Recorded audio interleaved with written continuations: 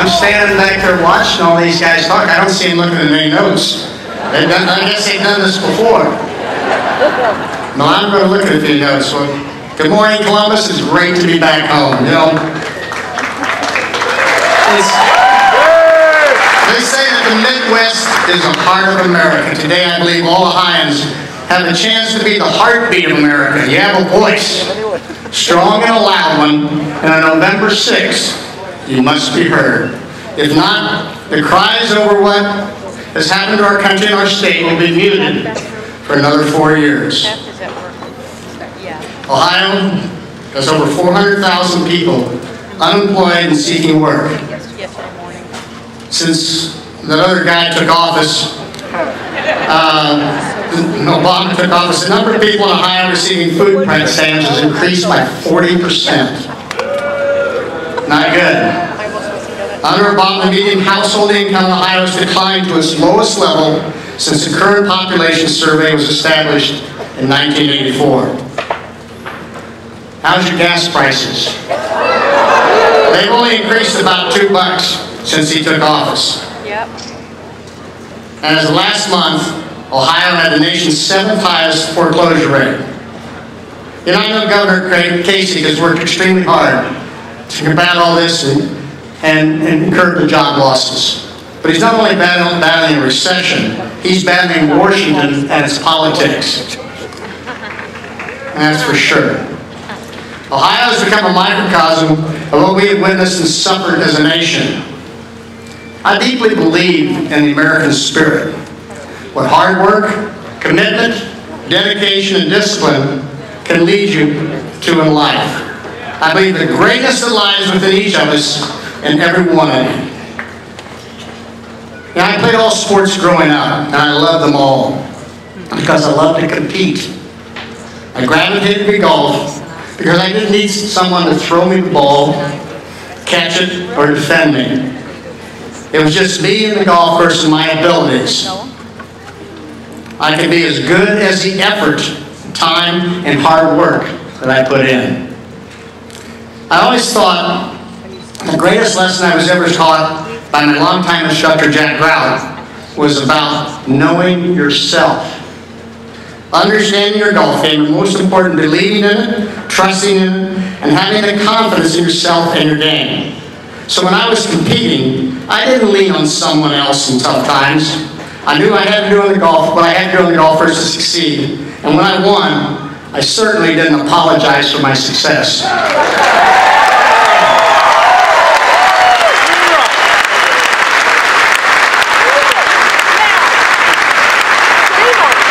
I think what defines America is our unshakable spirit and self-belief that we can do better.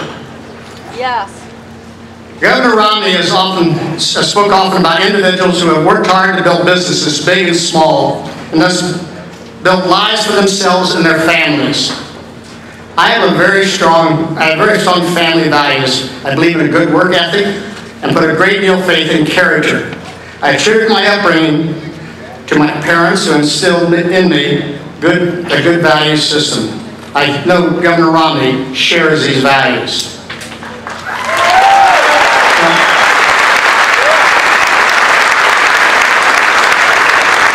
My father's father worked on the railroad.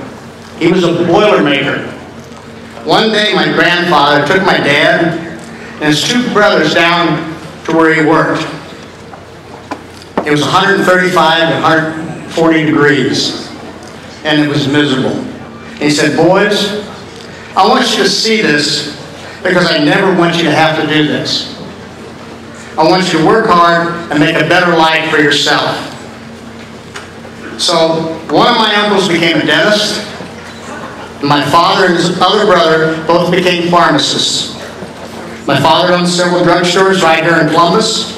This is the entrepreneurial spirit that has made America the greatest country in the world.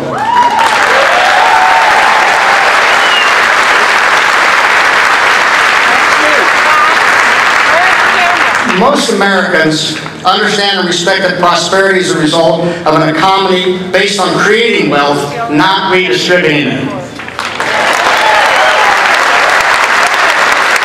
And not having to apologize for that success.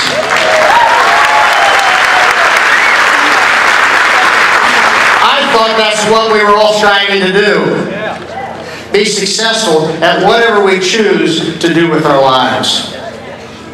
History has shown us time and time again that individuals who truly care about helping the less fortunate and lifting millions of people out of poverty should favor an economy based on free enterprise rather than a government-centered economy.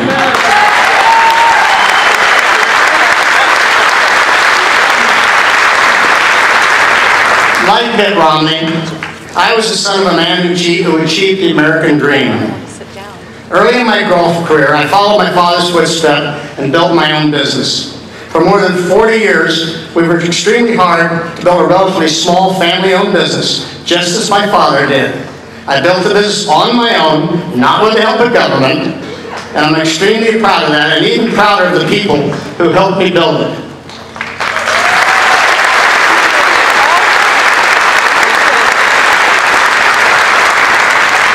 What I'm not proud of is that, unfortunately, like many of you here today, and too many across our state and country, the economy under the Obama administration has taken its toll on us.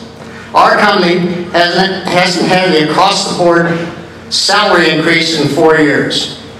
And most employees have had their salaries reduced from 5 to 50%.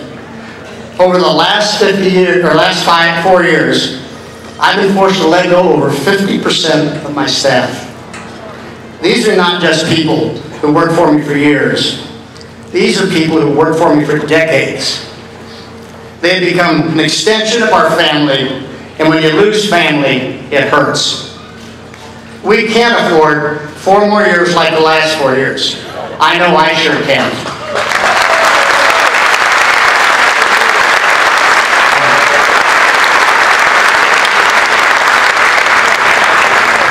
At the start of the 1970 season, I had gone almost 3 years without winning a major championship. I lived on talent, but I wasn't the golfer I could be. In February that year, my father passed away.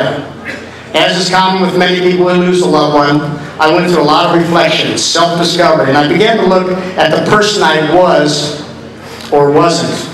I certainly wasn't living up to what my father expected of me. It was my moment of recognition. I reinvented myself. I worked harder than I'd ever worked, and the result was some of the most successful years of my career. I believe in our country. I believe our country is at that point today. We can't keep doing what we've been doing. We have to look at the problems at hand and change them.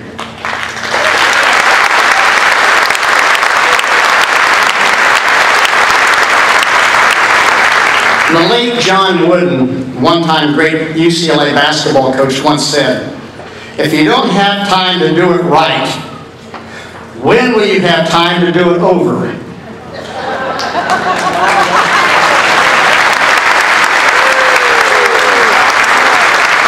In my business, I travel the world. And what I find is that the view of our country is not what we want it to be. They want us to be like the America we were, not what America that we have become. We need to change that direction and that perception. The man to lead that charge is Mitt Romney.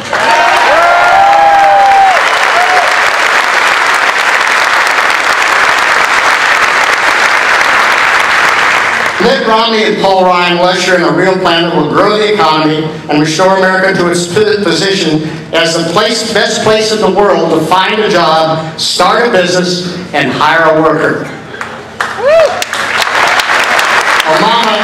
America cannot afford 4 more years of Barack Obama's failed policies. We need a real recovery.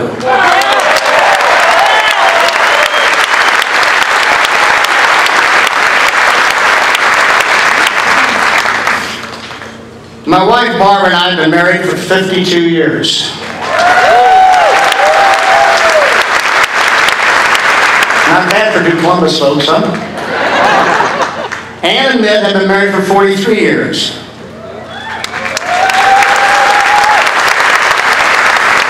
We have 5 children. They have 5 children. We have 22 grandchildren. They have 18 grandchildren. And I assume more to come. I've always put my family first in my life. Above golf, above business, above everything. And again, I want to put my family first, and you should too. Because this campaign is not about what's best for me. It's about what's best for my children and my grandchildren.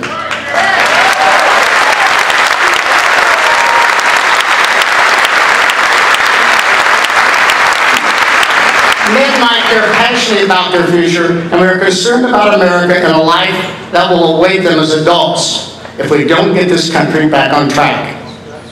I've always said that the worst thing you can do on a golf course is to dwell on a bad shot, because it will affect your next swing. We're not too late to change recent history. Or we are too late to change recent history, we are.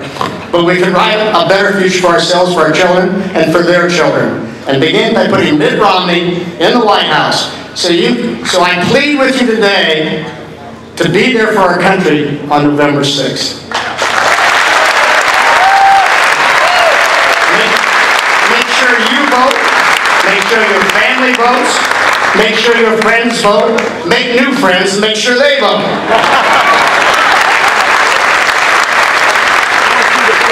President Obama's slogan has gone from yes we can to no I can't. So it's time for a new president, someone who's not afraid to say, yes I will.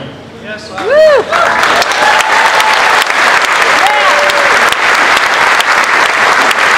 I'm firmly convinced that Mitt Romney and Paul Ryan are not afraid to say, yes we can. And with conviction and sincerity, they can say, yes we will. Strive to help our country return to being the greatest country on earth.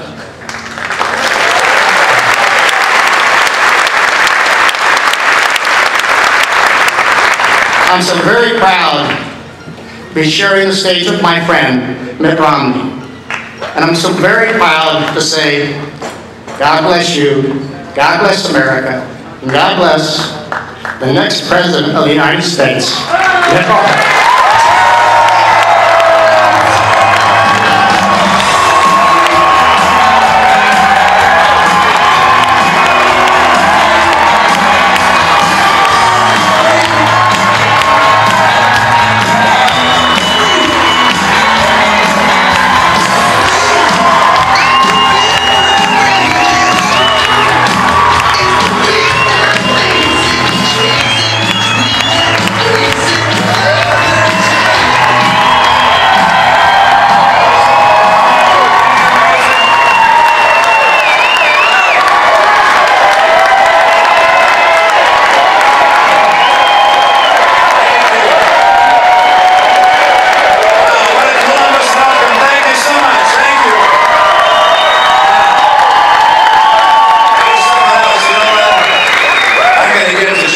Nicklaus in just a second, but I want to begin with your hometown hero. It's good to have Governor John Kasich here and appreciate his endorsement.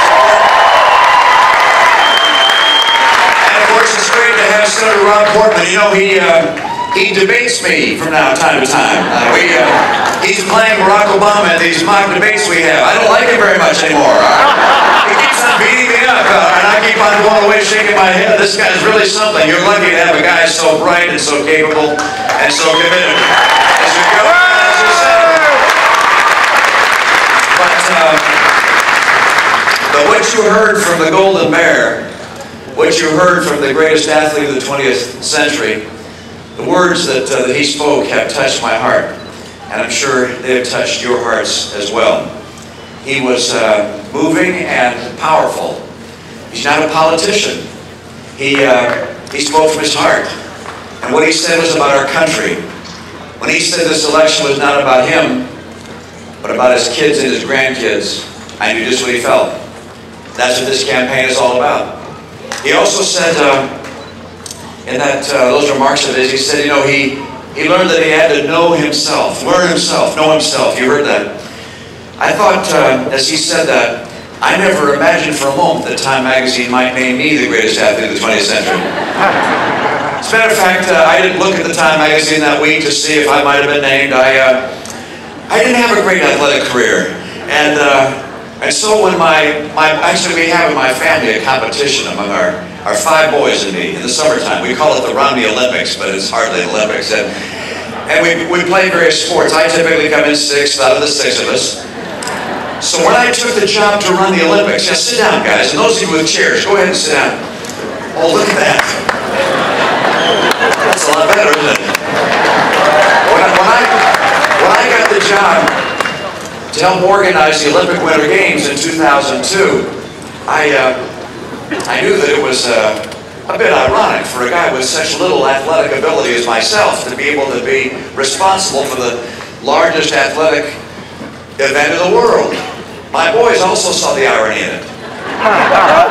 My oldest son called when it showed up in the paper. They already knew about that I'd taken the job, but my oldest son called and said, "Dad, I saw the paper this morning, and I've talked to the brothers.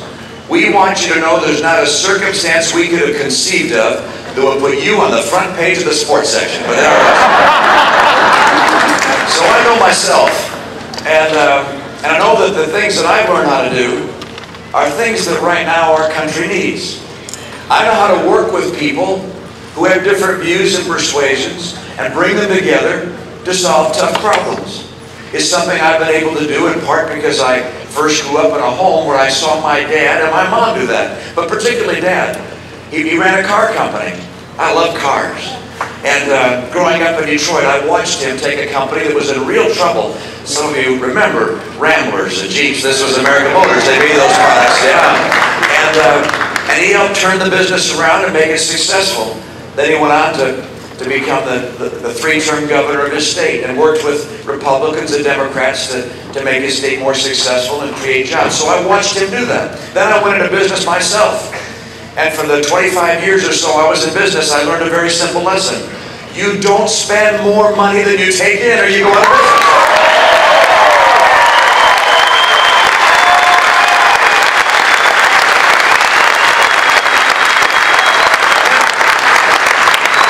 I was asked to come out and help organize the Olympic Winter Games, and I took those same skills I'd learned at home and that I'd learned in business and went out to the Olympics and was able to work with other people and bring a community together that had been, in some respects, pulled apart by the scandal associated with the games before I happened to be brought in there. And so we had successful games, and then I was asked by a number of folks to come back and run for governor of my state and decided that was an important thing to do. Was able to work. My legislature, by the way, was slightly Democrat in Massachusetts. It was 87% Democrat, actually. 13% Republicans. I realized I would get nothing done, unless I found a way to find some common ground with people across the aisle. We had different views on issues, but we shared some fundamental beliefs and principles. We wanted to help people. We loved our country. We wanted to improve our schools. We wanted to keep taxes down. Even Democrats in my state did. We wanted to keep taxes down because we didn't want jobs to leave. Because when you raise taxes, you kill employment. So we worked together because of those common elements, and we're able to get our state back on track in important ways. We got unemployment down to 4.7%. Wouldn't that be nice? We could have that.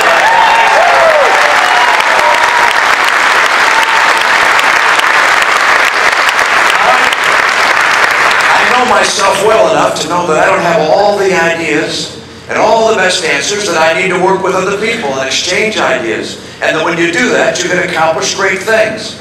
Now we have a president who the other day says something quite revealing. He said he can't change Washington from the inside, only from the outside. Well, we're going to give him that chance to be on the outside.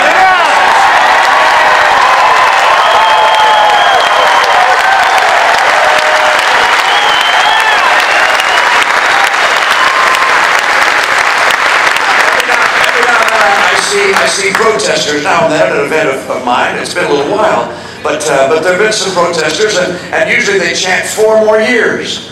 And I scratch my head a bit when I hear that. Yeah. I mean, do we really want 4 more years with 23 million Americans struggling to find a good job? I mean, do we want 4 more years where half the kids coming out of college can't find work or college-level work? Do we want 4 more years where every single year the take-home pay goes down?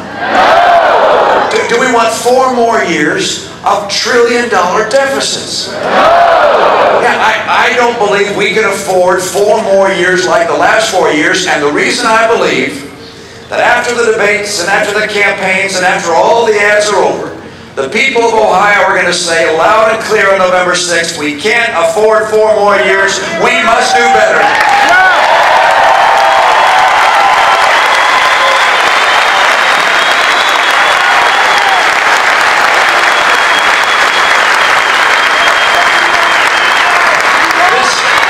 This election comes down to a very dramatic choice, in my opinion. Oh, good. We have some 4 more years people who want to chat. Hi there. How you doing? This comes down to a very dramatic difference between 2 different courses for America. What are those courses? One of those courses is to have a nation which...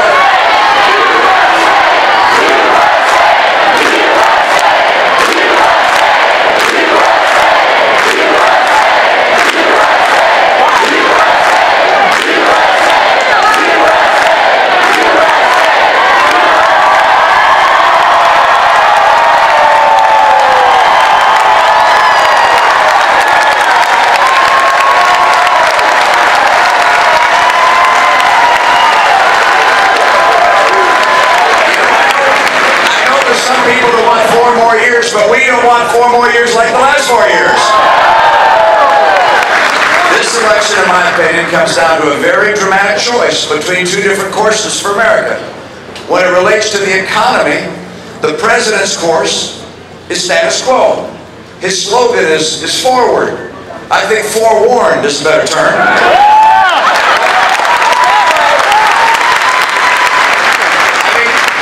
If you watched or read his speech at the Democrat convention, but he laid out a plan which was just like what he said 4 years ago. Another stimulus, bigger government. Instead of holding income taxes at the same level they've been, he's this time going to raise income taxes. That's a big change, I must admit, that he's going to add to his repertoire. I don't think that's going to add more jobs in this country. He also has another idea, which is instead of having consumers and markets choose the winners and losers among the various enterprises that are here, he likes to have government do that. Do you know he put $90 billion in the stimulus, went into businesses that he thinks have the greatest prospects, like Solyndra and Fisker and Tesla and Enterone. He likes to pick winners and losers, or as a friend said to me, no, he picks losers.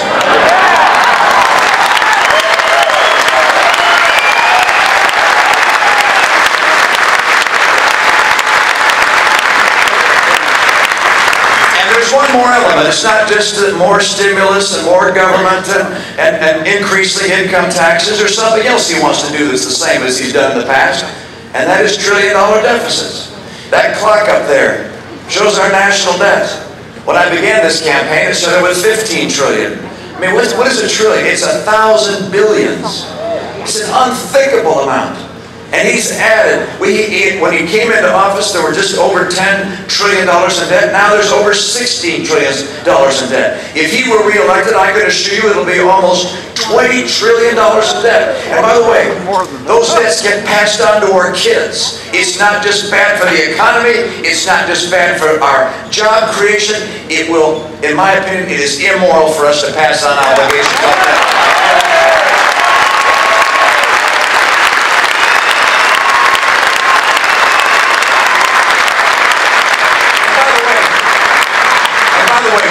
Do you know what the interest bill is on that debt? Yeah, the interest rate, the interest that you're paying on that debt every year is more than we pay for housing, for agriculture, for education, and transportation combined. That's how much the interest is. And by the way, the interest rate is real low right now, artificially low. And the reason that is because every time the government goes out to borrow money, instead of having to go out to the marketplace and have people bid the interest rates up, they just give the debt to the Federal Reserve that takes it and puts it in their pocket, basically printing more money. So interest rates are real low. What's going to happen when those interest rates go up?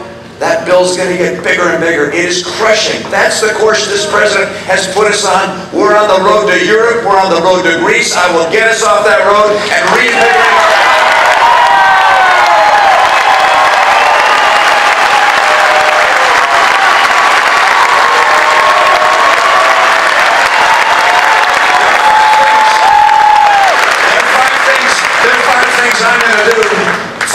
things I'm going to do that are dramatically different than the path of status quo represented by this president.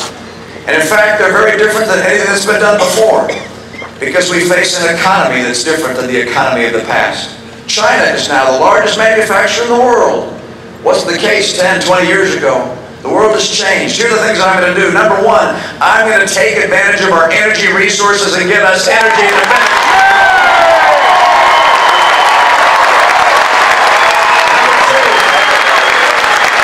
Number two, I'm going to get trade to work for us. We're going to open up more trade where we can compete fairly, but we're going to crack down on China when they cheat. They've stolen our jobs.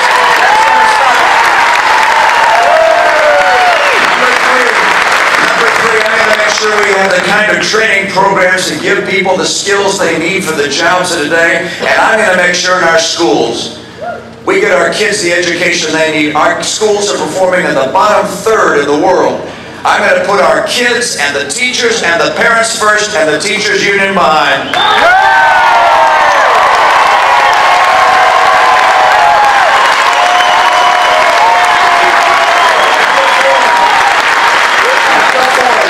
With that kind of debt and that kind of interest payment that we're making, we're going to slowly but surely crush the ability of our economy to grow and create jobs. And so I'm going to do something Washington has talked about for years but not done. I'm going to cut federal spending, I'm going to cap it, and get us on track to a balanced budget.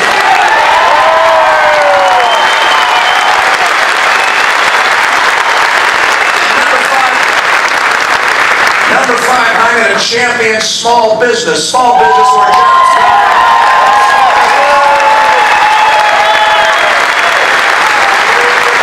Let me tell you how to do that. One, as Senator Portman said, we've got to reform our tax system. Look, small businesses typically pay tax at the individual tax rate. And so our individual income taxes are ones I want to reform, make them simpler. I want to bring the rates down. By the way, don't be expecting a huge cut in taxes, because I'm also going to lower deductions and exemptions. But by bringing rates down, we'll be able to let small businesses keep more of their money so they can hire more people. My priority is jobs, and I'll make it happen.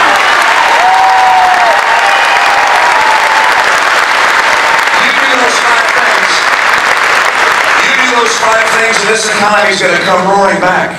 If we don't do those five things, you're going to see 4 more years like the last 4 years, and I don't want that to happen. I've been across this country.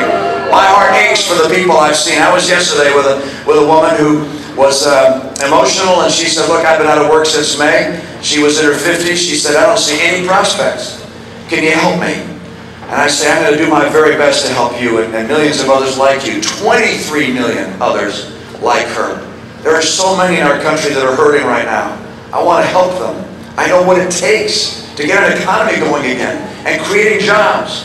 I know there are a lot of folks that have jobs that wonder how they can make ends meet till the end of the month, how they can put food on the table for their family. Because there's a guy right there with that very question.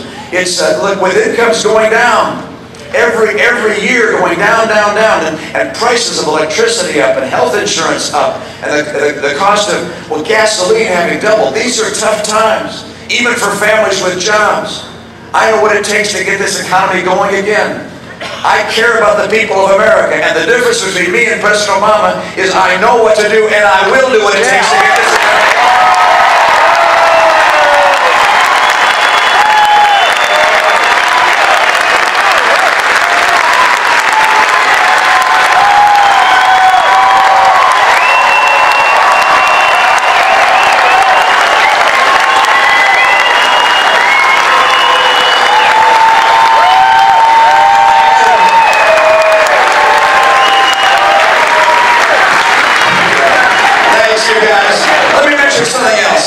Something else, and that is, I talked about the economy and how we help people that are in trouble and how we can bring families back so they can have confidence in the future and make sure they know the ends can meet. They're tired of living paycheck to paycheck. I want to change that.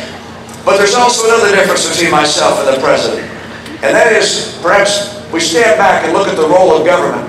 My view is the role of government is to encourage freedom, economic freedom, personal freedom. Our economy runs on freedom. Small and people have more freedom. I realize realize, as Jack Nicklaus just said, that you did build that. You build your lives, you build your enterprises, you help build the enterprises of the Green. Good job. I understand that. I'm government for people. And this president has a very different view. He has a very different view. Not only does he think that government should choose winners and losers, as I mentioned before, he also thinks that government can do a better job than you in the way you live your life. And Obamacare is point number one. It's the example of one where he wants to put bureaucrats between you and your doctor. He believes that the government should tell you what kind of insurance you have to have. He believes the government should have a board of people that tell you what kind of care you can receive. My view is we fight for freedom in this country. I do not want an intrusive, massive, larger, debt-spending government that crushes the American dream.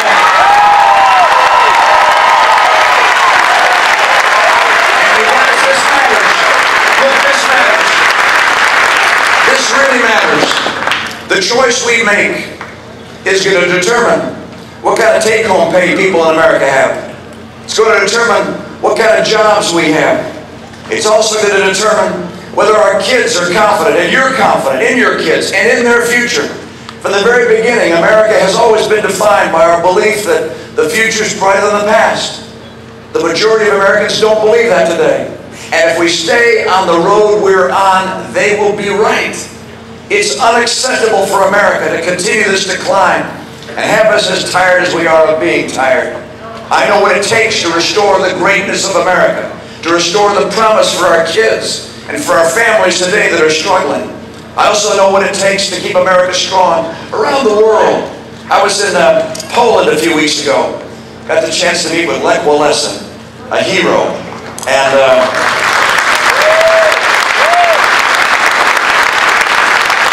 as I came into the room, he said, "You've come from America. You must be tired. You sit, I'll talk, you listen." I did, I sat down and he began to speak and he said this again and again. Where's American leadership? We need American leadership. And then he talked about a region of the world and say, we need American leadership. Where is American leadership? I can commit to you this, with every ounce of my energy, when I'm President of the United States, when I am President of the United States,